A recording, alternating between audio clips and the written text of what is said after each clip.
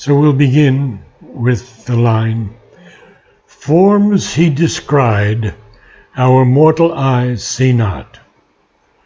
And we have two definitions that are both pretty accurate. To describe is to discern by looking carefully at something. So Ashwapati has described something that our mortal eyes see not. And the second definition is to discover, perceive, detect. So very clear, described. His wide eyes bodied viewless entities.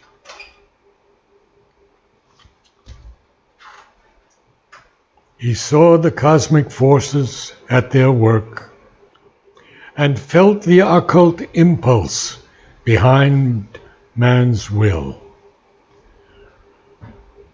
So again, you see, from described, you have bodying viewless entities, and then you have seeing the cosmic forces, all synonymous words. So his wide eyes bodied viewless entities. Now the word bodies is interesting here because it's embodied, given a shape to or given a form to. So his wide eyes, look at that, wide eyes, bodied viewless entities. So things that no one else could see, again we go back to the previous line. Our mortal eyes see not, and here we have him bodying viewless entities. He saw the cosmic forces at their work. Now the cosmic forces, of course, they are just below the transcendental. So they're the creators of all this earth. He doesn't call them gods here, he calls them cosmic forces because that's what Mother is working with. And felt the occult impulse behind man's will.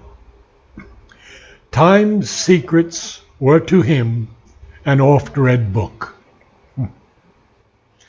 The records of the future and the past outlined their excerpts on the etheric page. Now, that's interesting because the records of the future and the past are what we know as the Akashic records. And everything that has happened on this earth is contained in those records. And the Tibetan people, when they would teach their children, they would take them into a room, and that room had thousands and thousands of little drawers. And so you wanted something on mathematics, 10 or 20 drawers all on mathematics. On the ether, and the ether is, of course, the medium supposed by the ancients to fill the upper regions of space. And this is what Sri Aurobindo says that science has failed. They discarded the ether. And he says the ether is everything. That's where all the creation is. So, time's secrets were to him an oft-read book. The records of the future and the past outlined their excerpts on the etheric page. Full stop. One and harmonious by the Maker's skill, and when the M is capitalized, of course, it's the divine. One and harmonious by the Maker's skill, the human in him paced with the divine. Okay? He's not fully there yet, but he's very close. And we will see that in next two cantos. His acts betrayed not the interior flame. So no one really sees what he is experiencing. Just like Sri Aurobindo was so quiet. I remember Temi telling me one time, oh, Purani wrote this Evenings with Sri Aurobindo, and Sri Aurobindo never talked that much, but she didn't know. They were young people then, these boys who came. They were in their late teens. They came only because of Sri Aurobindo, not the yoga. Some of them did stay. Mani was one that I thought was so possible, and he left. Others stayed. So, this forged the greatness of his front to earth. To forge something here is to fashion it, to mold it. So this aspect in him that paced with the divine and acts not betraying the interior flame, these things, and one and harmonious by the Maker's skill, all of them forged the greatness of his front to earth. And of course we know what the front is, because when a company of soldiers would go to the front, they would face the enemy.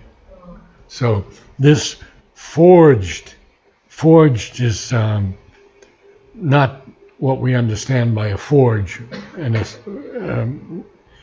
smithy, but it's made by concentrated effort or energy, fabricated, fashioned, mold. So, we're at the end here now. I have to go to the next. Oh, no. Okay. A genius heightened in his body's cells. Heightened is increased in quantity or degree. Okay? That knew the meaning of his fate-hedged works. Now, Sri Aurobindo hyphenates this word, fate-hedged, which is predetermined, preordained. It heightened the meaning of his destiny, basically. And of course, one could get into karma there, but there are places where karma is a little bit more applicable. Akin to the march of unaccomplished powers, akin, interesting word. It's allied by nature. Which one? Allied by nature. So he's very, very close to this march of unaccomplished powers. It has the same properties. It's nearer in character. Allied by nature. Akin to the march of unaccomplished powers. Beyond life's arc, in spirit's immensities. Apart he lived in his mind's solitude, a demigod shaping the lives of men. Now, and a demigod is usually a mythical being that's half man and half divine, half human, half divine. In Greece, they have like that. Rome and Greece, Roman gods, Greek gods will have that type. Yeah, they were mythological, but you could call him an inferior deity at the moment, but not him, because he is a demigod shaping the lives of men. One soul's ambition lifted up the race. A power worked, but none knew whence it came. Notice that he capitalized power here. Power is Chit Shakti. And we have to use the word Chit Shakti, as Ranganath has always used it, because it's consciousness force. See the difference? We have that force. A power worked, but none knew whence it came. Whence? What does whence mean? When? No, it's whence. W-H-E-N-C-E. So it is from what place it came. So a power worked, but none knew whence it came. Where did it come from? The universal strengths were linked with his, filling earth's smallness with their boundless breadths. He drew the energies that transmute an age. And this is so important because this is why Mother and Sri Aurobindo came. This was their work. To transmute, to change from one nature or substance into another. And so, to convert, basically. So we have to convert this human life into the divine life. He drew the energies that transmute an age. Immeasurable by the common look, he made great dreams a mold for coming things, and cast his deeds like bronze to front the years. What poetry. So the common look is immeasurable. We can't measure what he has done. And he made great dreams, a mold for common things, and cast his deeds like bronze to front the years. His walk through time outstripped the human stride.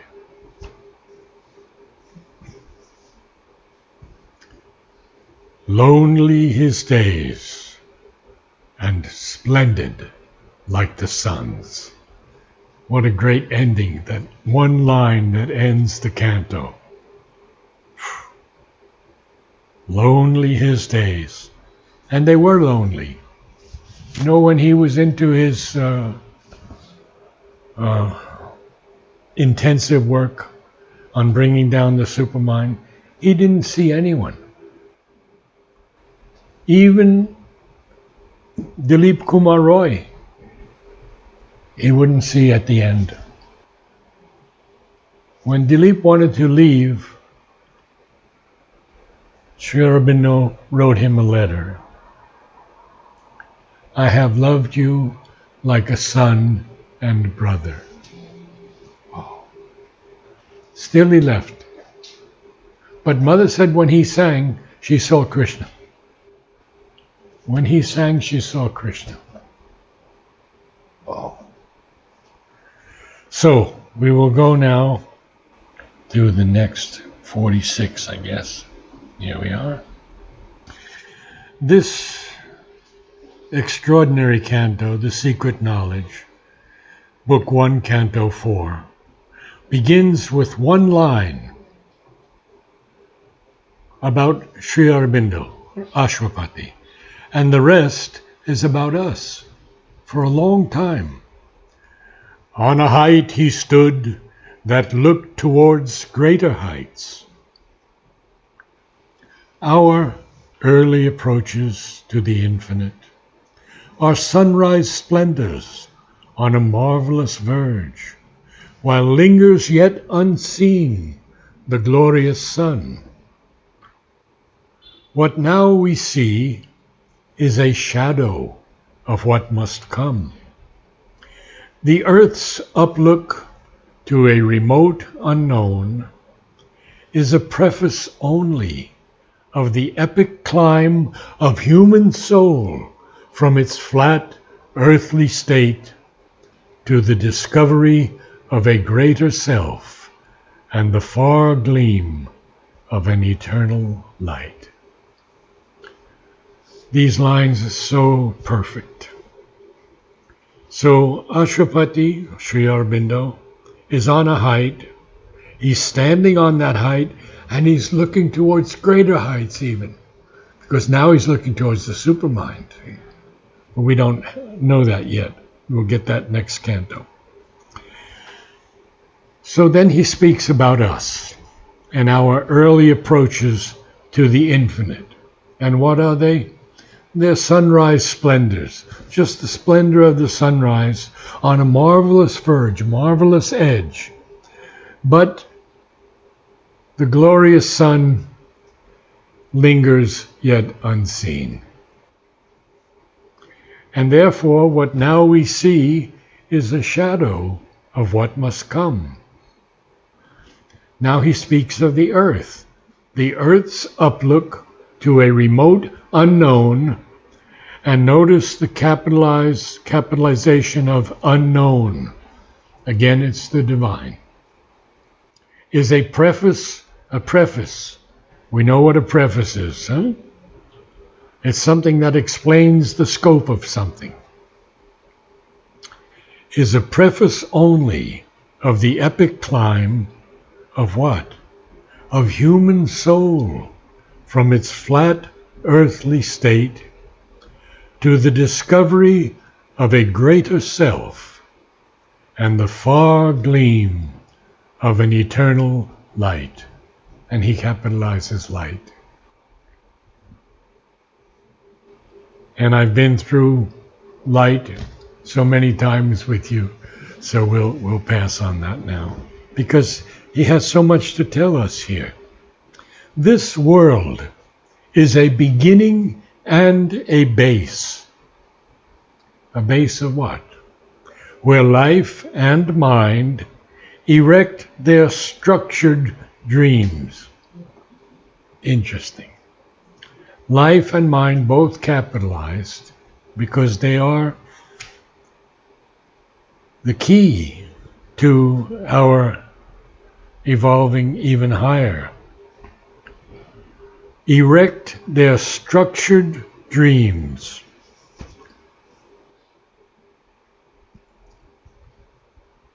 He says in the synthesis of yoga, all life, spiritual, mental, or material, is the play of the soul with the possibilities of its nature. And then he also says in the letters on yoga, all life is a growth of the soul out of the darkness towards the light.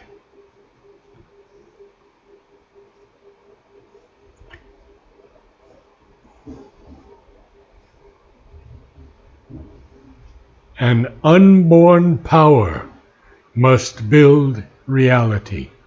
And here's where he's already hinting to us of the supermind. That's the unborn power that can build reality. We can't do it alone. Mother told us this. And she said that when Sri Aurobindo said he would come back in the first supramental body, built in the supramental way, it might take about 300 years, which is nothing. That's a speck in time for the divine. So, this unborn power must build reality. And the power is Shakti.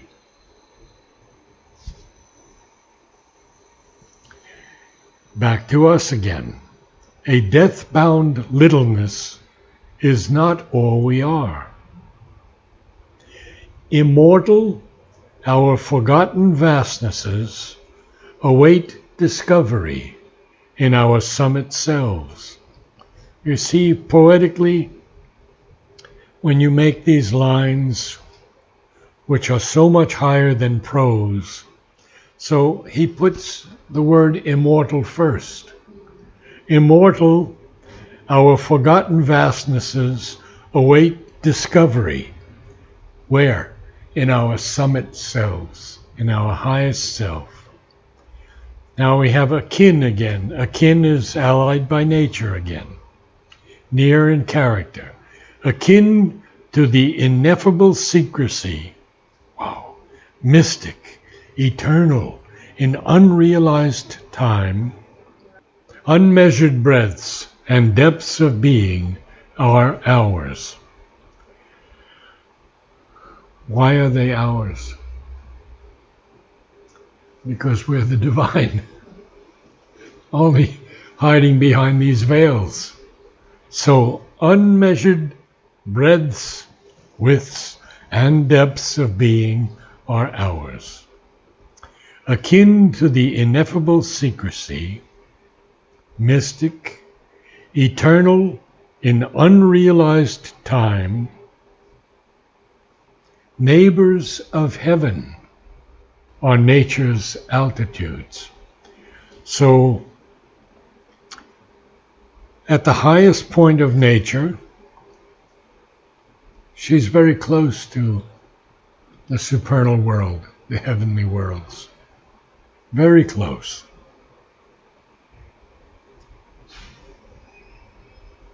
To these high-peaked dominions, sealed to our search, too far from surface nature's postal routes, too lofty for our mortal lives to breathe. And then this incredible line, deep in us a forgotten kinship points, and a faint voice of ecstasy and prayer calls to those lucent, lost immensities. So Sri Aurobindo's humor comes in with the postal routes. Too far from surface nature's postal routes. What is that, Narad? Well, you know what a postal route is in the old days, but here in India also, of course. The postman used to go around on his route and deliver envelopes directly to people. We had it in America too. We had the milkman would put the 2 bottles of milk every day on the porch, and the postman would come and give us our mail. The doctor would come to the house. Now in America, it's 15 minutes. That's all you get with the doctor. Because they have everybody lined up just like that. Things have changed so much. Okay, back to these high-peaked dominions, these huge territories. To these high-peaked dominions, sealed to our search, too far from surface nature's postal routes, too lofty for our mortal lives to breathe, deep in us a forgotten kinship points, and a faint voice of ecstasy and prayer calls to those lucent, lost immensities. Even when we fail to look into our souls, or lie embedded in earthly consciousness, still have we parts that grow towards the light. It couldn't be anything more encouraging to all of us. But look how he puts it. It's so beautiful. So this kinship, this union with the divine, that's the forgotten kinship that's pointing. And this faint voice of ecstasy and prayer in us calls to those lucent, very bright, clear, lost immensities. Even when we fail to look into our souls, or lie embedded in earthly consciousness. Now here's a word that's being used constantly today. This person was embedded in Gaza. This one was embedded in Russia. So these reporters embed themselves. And so we lie embedded in earthly consciousness. But still have we parts that grow towards the light. Yet are there luminous tracks and heavens supreme and Eldorados of splendor and ecstasy. El Dorado is Spanish for the golden one. When they were searching for gold, these Spanish explorers, they were looking for this imaginary place of great wealth and opportunity in South America in the 16th centuries. So it's a mythical place, and it only exists supposedly in imagination, but not for Sri Aurobindo. He capitalizes Eldorados because it's a proper name, and Eldorados of splendor and ecstasy. The Eldorados are there, and temples to the Godhead none can see. A shapeless memory lingers in us still.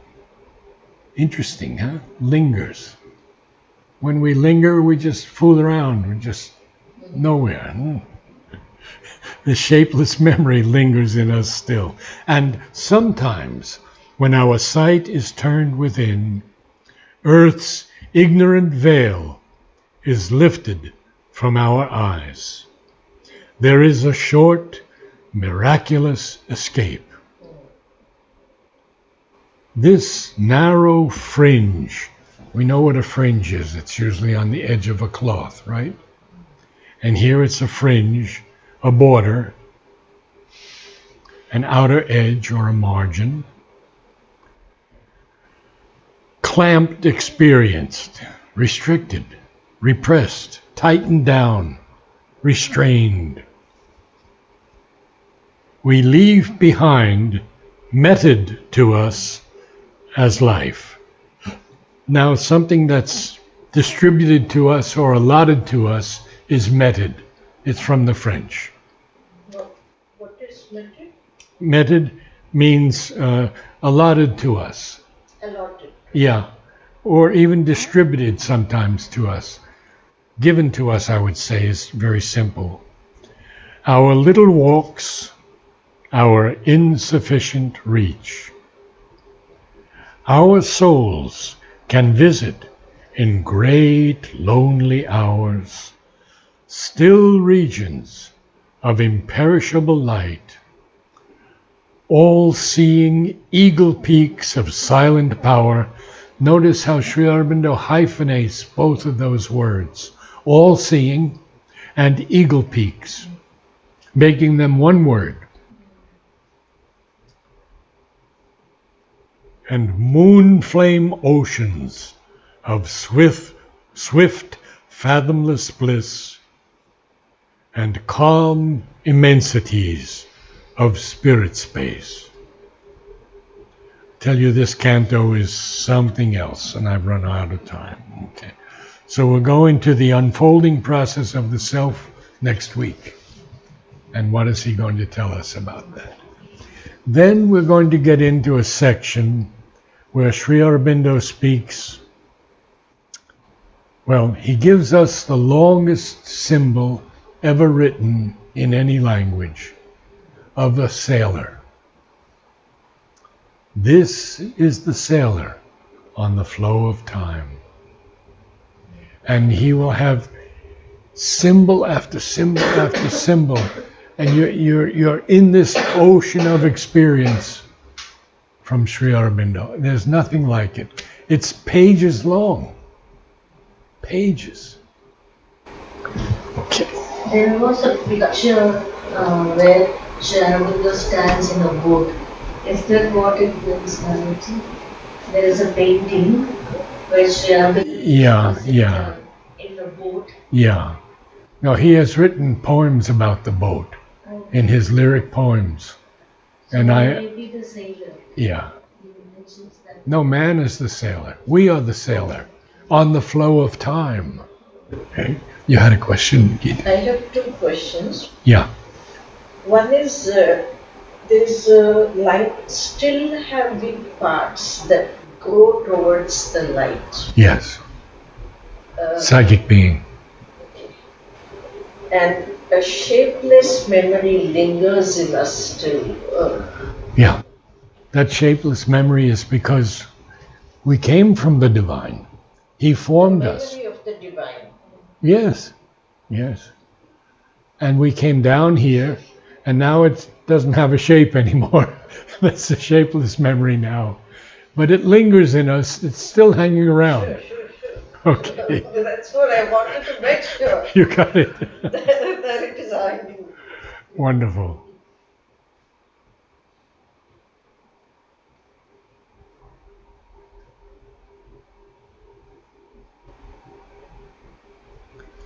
Oh.